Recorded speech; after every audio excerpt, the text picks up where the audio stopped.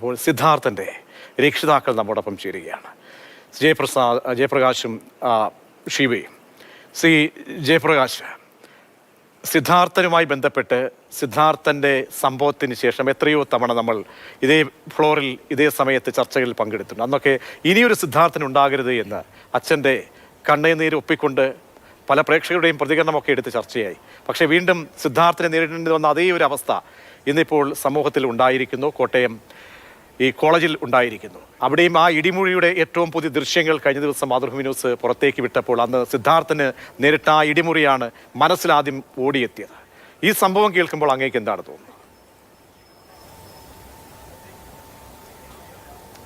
ഇത് കേൾക്കുമ്പോൾ ആദ്യം ഓർമ്മ വരുന്നത് ശരിക്കും പറഞ്ഞാൽ സിദ്ധാർത്ഥനെ തന്നെയാണ് ഓർമ്മ വരുന്നത്. ഇങ്ങനെ ഒരു റാഗിങ് കേൾക്കുമ്പോൾ, പ്രത്യേകിച്ച് ഈ ഒരു ദൃശ്യം കൂടെ കാണുമ്പോൾ ശരിക്കും സിദ്ധാർത്ഥനെ തന്നെയാണ് ഓർമ്മ വരുന്നത്.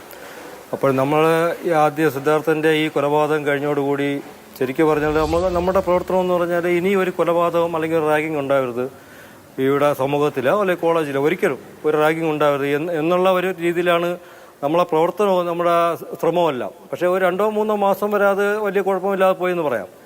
അത് കഴിഞ്ഞ് ഉടനെ തന്നെ അത് വളരെ രീതിയിൽ ശരിക്കും പറഞ്ഞാൽ അതങ്ങ് ബ്ലാസ്റ്റ് ചെയ്ത് ഒരു ബോംബ് പോലെ വീണ്ടും തിരിച്ചു വന്നു. തിരിച്ചു വരാനുള്ള പ്രധാന കാരണം നമ്മളിപ്പോൾ നിയമത്തിനെ കുറ്റം പറയും, നിയമം അങ്ങനെയാണ് ഇങ്ങനെയാണ് എന്ന് പറയും, അങ്ങനെ കുറ്റം പറയും. പക്ഷെ അത് പറയുന്നതിന് മുമ്പ് നമ്മളൊന്ന് ആലോചിക്കുക, എന്തുകൊണ്ട് വീണ്ടും ഉണ്ടാകുന്നു? കാരണം എന്ന് പറഞ്ഞാൽ സിദ്ധാർത്ഥനെ കൊന്ന കൊലയാളികൾ അവർ ഉടനെ തന്നെ അടുത്ത് കോളേജിലോട്ട് പഠിക്കാൻ പോയി, എക്സാം എഴുതാൻ പോയി, അവർ പല വിധികളും വാങ്ങിയെടുത്തു, അവർക്ക് ജാമ്യം കിട്ടി പുറത്തിറങ്ങി.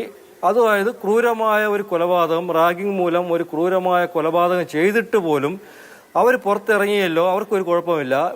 ഈവൻ അവർ എക്സാം വരെ എഴുതാനായിട്ടുള്ള വിധി വാങ്ങിയെടുത്തു. ആ സമയത്ത് ആ വിധിയൊക്കെ ക്യാൻസൽ ചെയ്ത് പോയി, അത് വേറെ കാര്യം. ഞാൻ എന്നാലും പറയുക, അങ്ങനെ ഒരു ധൈര്യം കിട്ടുമ്പോൾ ഉറപ്പായിട്ടും ബാക്കിയുള്ള റാഗ് ചെയ്യാൻ വേണ്ടി ഒരു വെമ്പൽ കൊണ്ട് നിൽക്കുന്ന കുറച്ച് ആൾക്കാരുണ്ട്. നമ്മൾ ഇത് കാണിക്കണം, ഒരു പവർ കാണിക്കണം, പ്രത്യേകിച്ച് ആ ഒരു രാഷ്ട്രീയ പാർട്ടിയുടെ പിന്തുണ ഉള്ളപ്പോൾ.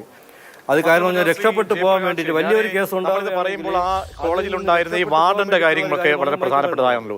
ഇവിടെയും നമുക്ക് അതുപോലെ സംശയിക്കേണ്ടി വരികയാണ്. അവിടെ കോളേജിലെ ഹോസ്റ്റലിൽ ഒരു വാർഡനുണ്ട്, ബോയ്സ് ഹോസ്റ്റലിൽ.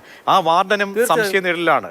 അപ്പോൾ അവരൊന്നും അറിഞ്ഞില്ല എന്ന് പറഞ്ഞാൽ നമുക്ക് സമ്മതിക്കാൻ കഴിയും. ആ കോളേജിലെ സിദ്ധാർത്ഥന് പഠിച്ചത് ഒരിക്കലും സമ്മതിക്കാൻ പറ്റില്ലല്ലോ. 3 ദിവസം വരെ ഇത്ര രീതിയിൽ ക്രൂരമായിട്ടുള്ള ഒരു ആക്രമണം നടക്കുമ്പോൾ അവിടുത്തെ വാർഡന്, അവിടുത്തെ ഡീന് അറിഞ്ഞില്ല എന്ന് പറയുമ്പോൾ, അല്ല, ഞാൻ പറഞ്ഞത് അതേ അവസ്ഥയാണ് ഇന്നിപ്പോൾ കോട്ടയം ശ്രീ ജയപ്രകാശ്, അതേ അവസ്ഥയാണ് ഇപ്പോൾ കോട്ടയം ഈ ഹോസ്റ്റലുമായി ബന്ധപ്പെട്ടും അറിയുന്നത്.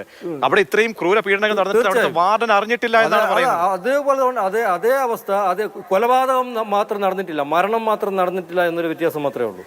ബാക്കി എല്ലാം അതേ രീതിയിൽ തന്നെ നടന്നിട്ടുണ്ട്. കാരണം എന്താ, അവർക്ക് ബാക്ക്ഗ്രൗണ്ട് ഉണ്ട്, അവർ സംരക്ഷിക്കാനായിട്ട് എന്ത് ചെയ്തു കൊണ്ടുവന്നാലും നമുക്ക് ബാക്ക്ഗ്രൗണ്ട് ഉണ്ട്. പ്രത്യേകിച്ച് ഈ ഇടതുപക്ഷത്ത് എന്ന് പറഞ്ഞാൽ ഇവർ ആ SFI എന്ന് പറഞ്ഞാൽ തീവ്രവാദി മാവോയിസ്റ്റ് സംഘടന, അവർ തന്നെയാണ് എൻ്റെ മകനെ കൊലവിളി വിളിച്ചത്. അതേ സംഘടനയുള്ള നഴ്സിംഗ് കോളേജിലെ അസോസിയേഷൻ്റെ ഒരു സംഘടനയാണ് ഈ രാഹുൽ രാജ് എന്ന് പറയുന്ന ഇപ്പോഴേ ഈ കുട്ടിയെ വളരെ ക്രൂരമായിട്ട് ആക്രമിച്ചിട്ട് ആ SFI എന്ന് പറയുന്ന ഈ മാവോയിസ്റ്റ് സംഘടനയുടെ SFIയുടെ ഏറ്റവും വലിയ അവിടുത്തെ നേതാവ് അവർ തന്നെയാണ് ഈ രാഹുൽ രാജ് എന്ന് പറഞ്ഞ കുട്ടി, ജീവ എന്ന് പറയുന്നവരുത്തെ, വിവേക് എന്ന് പറയുന്നവരുത്തെ, അവന്മാരെല്ലാവരും കൂടെ ഈ നഴ്സിംഗ് കോളേജിലെ ഈ കുട്ടിയെ ഈ കൊലപാതകം ചെയ്തിരിക്കുന്നത്.